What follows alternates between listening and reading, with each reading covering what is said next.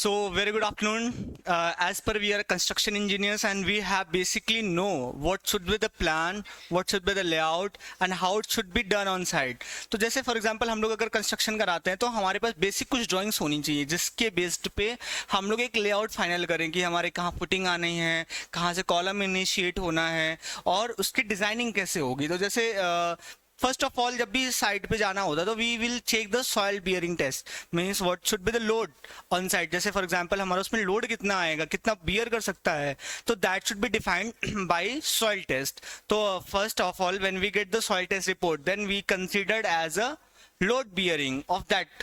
Okay, so after all then we go plan for the footing plan on, like this is all called about footings. तो हमारा जो footing होगा उसका हम लोग एक layout बनाते हैं जैसे कि हमारा F1, F2, F3, F6 कैसे कैसे वो ground पे placed होगी. तो उसकी पूरी dimensional, जैसे यहाँ पे हमारा यहाँ पे एक building का plan है, यहाँ पे it is a zonal office of any Prayagraj project. So I will define what should be project. जैसे हमारे यहाँ पे जो डायमेंशंस होते हैं मेनली डायमेंशन हमारा एमएम में दिया रहता है, जो भी डायमेंशन होंगी वो एमएम में दी रहती हैं.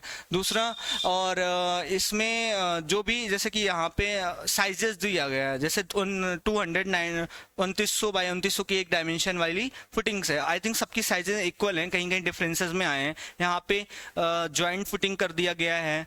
It is of dimension 7935 to 3700 approx. Okay, so ये हमारा एक बेसिक प्लान होता है. अभी यहाँ पे जब फुटिंग हो जाएगी तो इसके बेस पे हम लोग यहाँ पे कॉलम का लेआउट करेंगे, कॉलम को यहाँ पे प्लेस्ड करेंगे. जब कॉलम प्लेस्ड होगा तो उसका एक प्रॉपर जैसे स्टील बार डिजाइन होता है तो स्टील में उसकी जो प्लेसिंग होगी उसकी पूरी बीबीएस कंप्लीट होती है. BBS for bar bending schedules ना. तो बीबीएस जब हमारा हो जाता है तो कैलकुलेटेड हो जाता है, उसकी स्टीरफ की साइजेस डिसाइड कर देते हैं. जो कॉलम की साइज होगी उसकी के बेस्ड पे हमारा स्टीरफ की साइजेस कट पीस में आएंगी. देन हमारे उसके बाद कंक्रीट का जो कंक्रीटिंग होगा वो फोम साइज वगैरह पे उसे कंक्रीट प्लेसिंग होगा.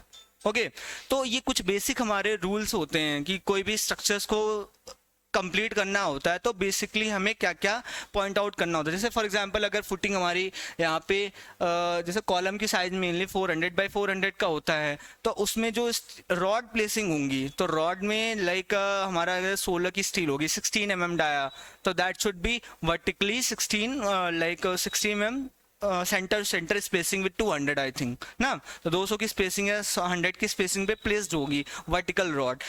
और उसका जो लैप लेंथ होता है, lap length should be depend on the dia of bar like 50D ना. तो 50 is for length and D for diameter, तो that should be a 50D. कोई भी हमारे लैप लेना होता है तो उसके लिए हम लोग 50D कंसिडर करते हैं. तो this is about the dimension ना. और बाकी जैसे फॉर एग्जांपल अभी हमारा जैसे उसकी जो लेंथ कटिंग होती है, कटिंग वर्टिकल बार्स की जो कटिंग, जैसे फॉर एग्जांपल हमारे यहाँ कॉलम यहाँ पे हमने फुटिंग प्लेस कर लिया, ठीक है. तो अब इस फुटिंग का तो हमने कंक्रीटिंग कर दिया. उसके बाद अब यहाँ पे जैसे स्टील प्लेसिंग करेंगे जस्ट लाइक जितने भी नोज का है 3 नोज 10 नोज 5 नोज 6 नोज जो भी डिसाइड होता है बाय स्ट्रक्चरल ड्राइंग उस अकॉर्डिंग हम उसको प्लेसिंग करते हैं और उसकी बॉन्डिंग करके स्टीरफ के थ्रू इसके बॉन्ड करेंगे, फिर इसके बाद इसकी कंक्रीटिंग कर देते हैं. That should be simply. तो ये हमारा एक बेसिक होता है कंस्ट्रक्शन साइट कोई भी इनिशिएट करने के लिए.